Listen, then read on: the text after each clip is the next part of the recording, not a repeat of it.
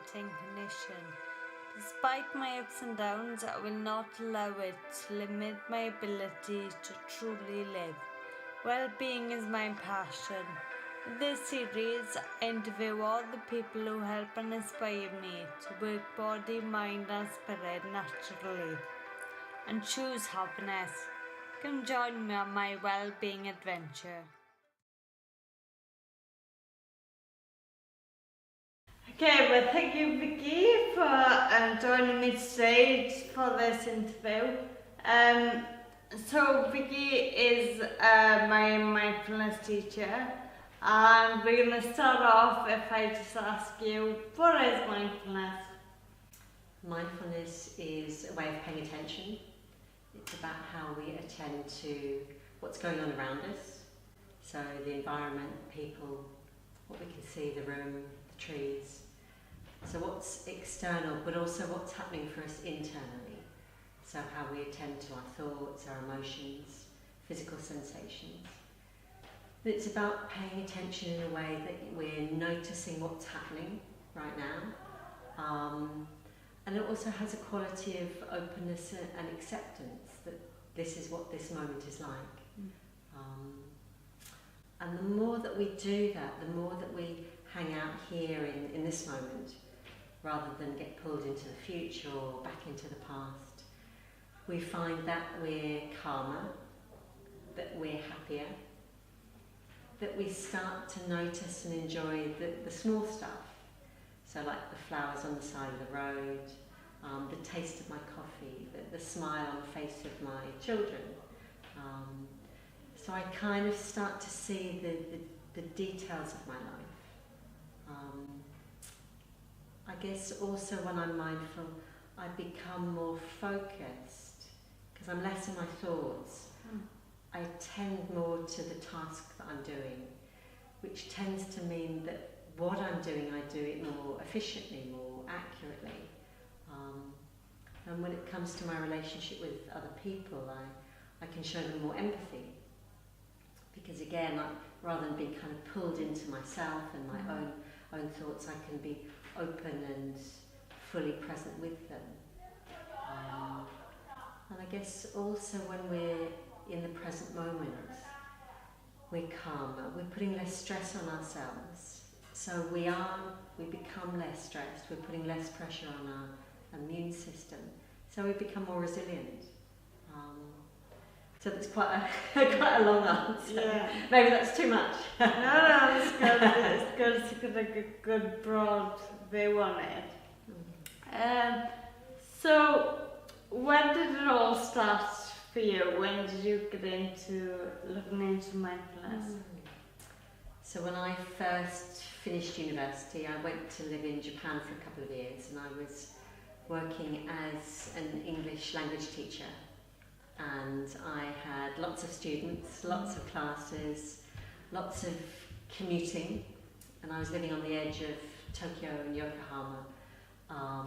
Lots of confusing trains, new language, and I was very stressed. And in my free time, I used to go to a place called Kamakura, which has got lots of beautiful temples, and I used to hang out there. And eventually I saw that there was a meditation group going in one of these temples, so I started attending.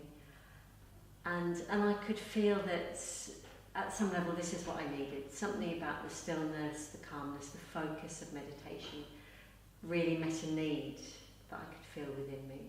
And so I guess that was the beginning of kind of my journey into mindfulness. Okay.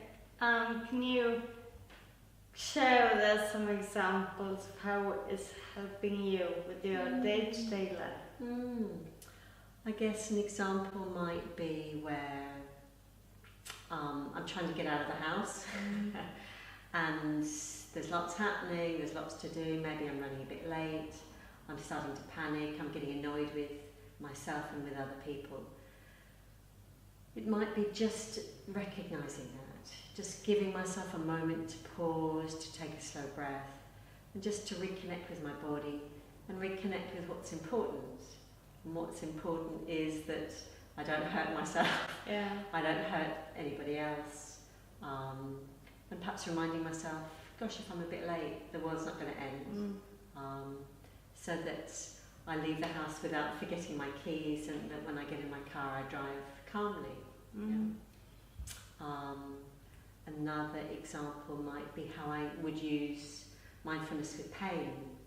That maybe thinking of time when I had quite bad backache, and I would get quite angry about the pain, and when I got angry I would get scared, and then in other moments I'd just say I'm just going to ignore the pain, I'm just going to fight my way through, and then it would get worse. And what mindfulness allowed me to do is to really recognise the pull into frustration, and that impulse to kind of pretend it wasn't there, to push it away. And again, just to take a few slow breaths, recognise, right now I'm in pain, that's how it is, and just calm myself down, be kind to myself. And I found that when I did that, actually at some level the pain softened slightly, and I was able to recognise what I needed in that moment, whether it's to take a break, whether it's perhaps to take a painkiller, or just to continue what I'm doing, but kind of more slowly and consciously. So, can you explain how that works? Because I know some people say, oh, if they're in pain, it hurts, they can't just accept it, this is pain, so... But that's like people who don't practice it, so they won't see the benefit. Can you explain? I guess when we talk about pain, we tend to see it as something very simple. So I touch something that's hot, it burns, and that's painful. Yeah? So it feels like the pain is happening in my hand. But the reality is that what's happening is that my skin's being burned, but that's sending signals to my brain, and it's my brain that's generating the pain signals. And there are different types of pain. There's pain that's healthy and useful. So if I'm touching something hot, it's really useful that I feel that pain and pull my hand away. Chronic pain is not so useful. If I've got chronic back pain or joint pain, if I've got a really painful skin condition, that ongoing pain doesn't help me. And what mindfulness allows me to do is to start to, by the way that I pay attention, have an impact in what's happening in my mind, what's happening in my brain. So rather than kind of activating that pain mechanism, which is really being stimulated by my fight or flight response, because pain's scary. What I learned to do is acknowledge what I can feel, and rather than escaping it or trying to fight it, acknowledge it and start to relax into it. So I find that it's possible to be with the pain, and to start to soothe the pain, just as I would soothe the pain of my child who fell over and hurt their knee. You give your child a hug and you kiss it better. And so mindfulness allows me to start to bring those skills, that kind of quality of attention to myself. And when I do that, I can find that perhaps the pain softens, but maybe the pain doesn't soften, but actually I relax in relationship to the pain, so it becomes something that I can live with rather than something that I need to fight.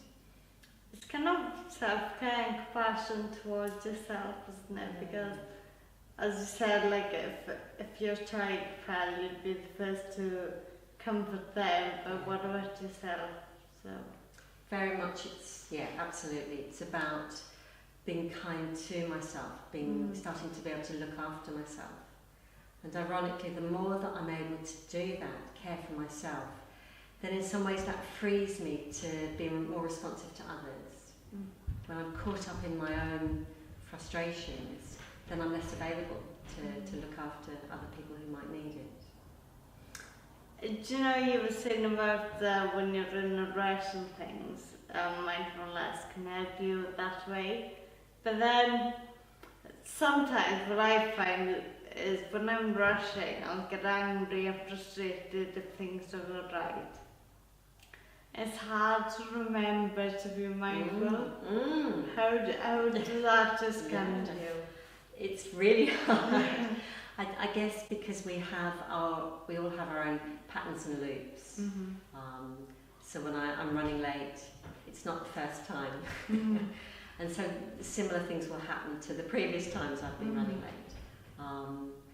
And that will carry me along. When I develop kind of mindfulness skills, it's a slow process. It's not like flicking a switch, it's not waving a magic wand. And the first step is just recognising I'm rushed, I'm hurrying, I'm stressed, I'm caught in a loop.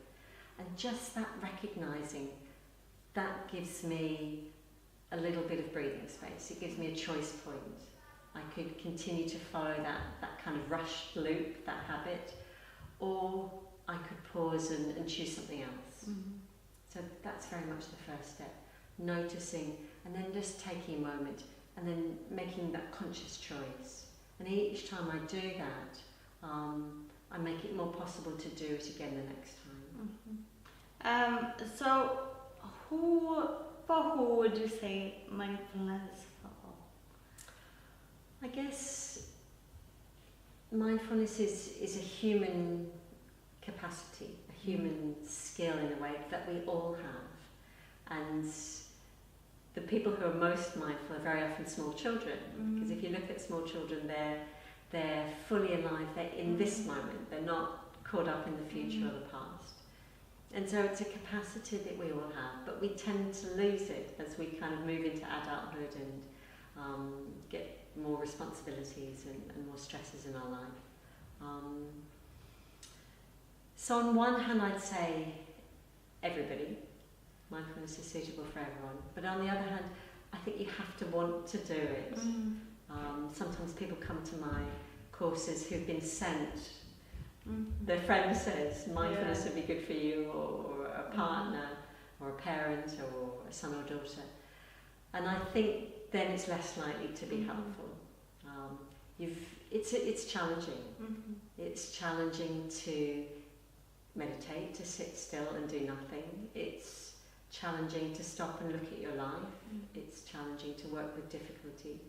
It's challenging to make time every day to practice. And you have to be willing to do that. So I guess I would say that would be the key thing, that you genuinely want to do it and genuinely willing to give it a go. Do you know what I get when I tell people I meditate? They say, "Oh, I can't do that because my thoughts just go round and round, so I can't sit still." But what I try to tell them is that's the whole point of meditating. So, very much so. Because you train your brain, right? So Absolutely. it's the same as going to the gym to get a six-pack. You have to train the brain as well.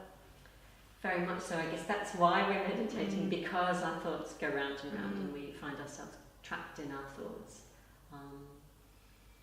And I guess what I learned through mindfulness, firstly, is that if my mind is very busy or I'm stressed or I'm caught up in unhelpful thoughts, that actually I'm not alone, that's really human. And that rather than fighting those thoughts or trying to get rid of them, what I learned to do is to be more accepting of them, in a way to offer some kindness to those thoughts. And when I start to do that, I find that I can take a bit of a step back from them and feel less controlled and dominated by them. So the thoughts might still be there, but I find that I can relax. I can be at peace with them and notice that there's lots more going on in this moment in my life than the thoughts or perhaps whether it might be physical pain or a difficult emotion, that there's more to it than that. So, do you know some people, their friends or relatives will tell them, you need to go and do mindfulness because their life has become really busy. They've hit depression, anxiety and things. But do you think, because you were saying it's for everyone, so wouldn't it be best if people decided when they're doing alright to go and do mindfulness, and they don't have to wait till they become ill and they need mindfulness, because prevention for cure? Very much so. I mean, just like we go to the gym to keep our bodies healthy, or perhaps have a yoga practice, or go running, and I would really, to get the benefits of that, I would need to do it as a long-term thing, not just because I wanted to get healthier. It's the same thing with mindfulness and a meditation practice. What I'm doing is kind of training my mind, training my emotions. And so it's something that I would aim to do as a long-term practice to keep myself resilient and focused and accepting and happy and present in my life. And I guess the more that I do it, the more I build those capacities, those skills. I was with the prevention cure, that is becoming a big thing with schools now, isn't it, mindfulness? So I guess that's one way they are trying to tackle it, by beginning young. Absolutely. And what a brilliant skill to teach kids, so that they can learn to work with difficult emotions rather than be carried away by them. They can learn to develop that self-kindness and ability to work with physical pain, and to really develop their capacity to focus, particularly in a world where our attention is so pulled around by games and devices and all the things around us. Okay, well, great. Thank you very much, Vicky. Thank you, my pleasure.